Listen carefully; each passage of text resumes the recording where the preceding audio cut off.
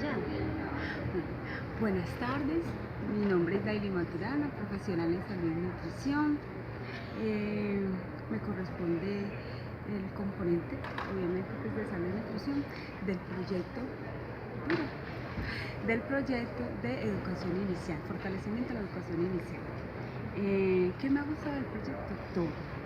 El proyecto es un proyecto que es innovador, porque es para aportar, ayudar a la comunidad, o sea, es aportar nuestro granito de arena para mejorar las condiciones de vida y la calidad de vida de estos niños. Dificultades encontradas, pues como todo, la seguridad, el transporte, dejar de pronto la familia muchas veces por semanas viajar lejos, solitos, pero más que desventaja, el proyecto es un proyecto innovador, bueno, beneficioso para todos. El producto no se va a ver de la noche a la mañana, obviamente, pero te deja la satisfacción de saber que aportaste tu granito de arena y que hiciste algo positivo por los niños de este país. Muchas gracias.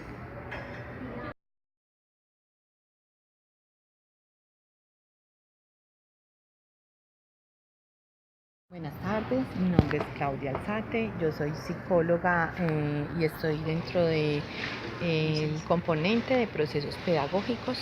Esta experiencia en los pocos meses que lleva el proyecto ha sido muy enriquecedora porque nos ha permitido viajar a muchos municipios. La mayor parte de los municipios que nosotros atendemos son municipios afectados por la violencia, que en este momento la población ha decidido retornar nuevamente a esos municipios y se puede decir que nosotros estamos ayudando en la construcción de esos proyectos sociales de atención a primera infancia.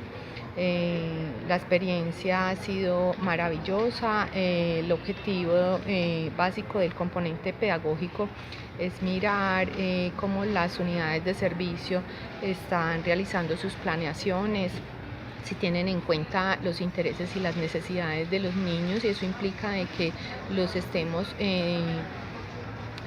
reconociendo como sujetos activos de derecho que pueden planear y que pueden hacer parte de su propio desarrollo en la parte de la educación.